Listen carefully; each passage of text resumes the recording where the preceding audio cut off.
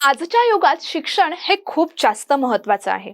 अर्थात असं म्हटलं देखील जातं की एक वेळ तुम्ही अन्नाशिवाय उपाशी राहू शकता, परंतु शिक्षणाशिवाय वंचित राहू शकत नाही. हो, हे अगदी खरं आहे. आता जर का आपण एकंदरीत बघायला गेलं तर प्रत्येक व्यक्ती ही शिकलेली असणे खूप जास्त गरजेचं आहे. जर का तुम्ही शिकलेले असाल तरच तुम्ही कर्तृत्ववान किंवा तुमच्या पायावर उभे राहू शकता, 2 वेळेचं अन्न हे जेवू शकता. अर्थात शिक्षण हे आपल्या प्रत्येकासाठी खूप जास्त गरजेचं आहे. शिक्षणासाठी वयाची ही कोणतीही अट नसते. अर्थात तुम्ही कोणत्याही वयात शिक्षण हे घेऊ शकता. जर तुम्हाला अभ्यासाची गोडी असेल तर अर्थात कोणतेही वय हे शिक्षणासाठी अगदी योग्य आहे असं देखील म्हटलं जातं. प्रत्येक व्यक्ती शिकते, मोठं होतं किंवा व्यवसाय करतात, नोकरी करतात. परंतु तुम्ही जे शिकता किंवा हे शिक्षण हा शब्द नेमका आलाय तरी कुठून? शिक्षणाची किंवा अभ्यासाची कला ही नेमकी कशी अवगत झाली हे तुम्हाला माहीत आहे का? अर्थात माझ्या मते तरी हे बहुतेकांना माहीतच नसेल. तर मुळात हा व्हिडिओ तुम्ही शेवटपर्यंत पहा, कारण यामधूनच तुम्हाला कळणार आहे की शिक्षणाची कला ही नेमकी कशी काय अवगत झाली. तर त्याचबरोबर आमचा चॅनल टाइम महाराष्ट्र हा तुम्ही सबस्क्राईब केला नसेल तर टाइम महाराष्ट्र हा आमचा यूट्यूब चॅनल सबस्क्राईब करा आणि त्याचसोबत आमच्या फेसबुक पेजला देखील नक्की फॉलो करा. नमस्कार, मी गायत्री घुगे टाइम महाराष्ट्रामध्ये तुम्हा सर्वांचे स्वागत करते. तर एकंदरीत जर पाहायला गेलो तर अभ्यासाचा इतिहास हा फार जुना आहे. धार्मिक मान्यतेनुसार शिक्षण किंवा वाचन लेखन या कला अगदी पूर्वीपासून होता, परंतु विज्ञानाच्या मान्यतेनुसार थोडं वेगळं आहे. एका वृत्तवाहिनीच्या अहवालानुसार संशोधन अभ्यासक मारियान उल्फ म्हणतात की अभ्यास ही एक कला आहे जी सुमारे 6000 वर्षांपूर्वी सुरू झाली. अभ्यासाची सुरुवात मोजणीपासून सुरू असल्याचं संशोधक मारियान वुल्फ म्हणाल्या.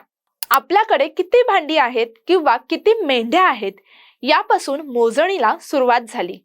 जेव्हा वर्णमाला तयार झाली तेव्हा त्याद्वारे मानवाने काहीतरी वाचून ते लक्षात ठेवण्याची आणि माहिती मिळवण्याची कला शिकली. केवळ अभ्यासानेच मनुष्य कुशल होतो या जगात कोणीही जन्मतः विद्वान नसतो. तो केवळ अभ्यास करूनच शिकतो आणि मोठा होतो.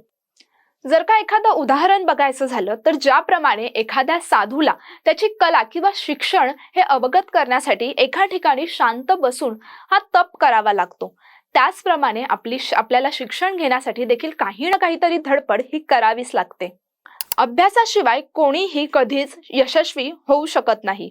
स्वतःच्या विकासासाठी अभ्यास हे सर्वोत्तम साधन आहे असं मानलं जातं. जर एखाद्याला आपलं जीवन हे सुधारायचे असेल तर त्याने अभ्यास करणं हे खूप जास्त आवश्यक आहे असं देखील म्हटले जाते.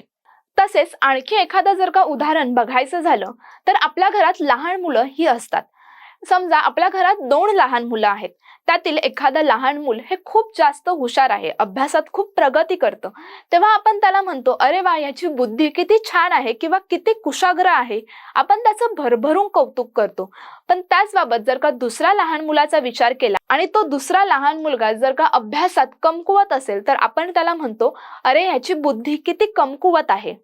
तसेच तेव्हा त्या लहान मुलाला म्हणतात की याचं डोकं तितकं चालत नाही.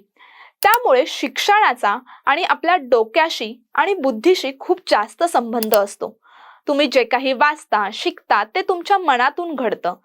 वास्तविकता मेंदूमध्ये 10 अब्जहून अधिक न्यूरॉन्स असतात आणि त्याच्याद्वारे मेंदू माहितीची देवाणघेवाण करतो. म्हणजेच वाचलेल्या गोष्टींचा अभ्यास आणि लक्षात ठेवण्यासाठीही या न्यूरॉन्सची गरज असते. तर ही झाली अभ्यासाविषयीची एक छोटीशी कथा.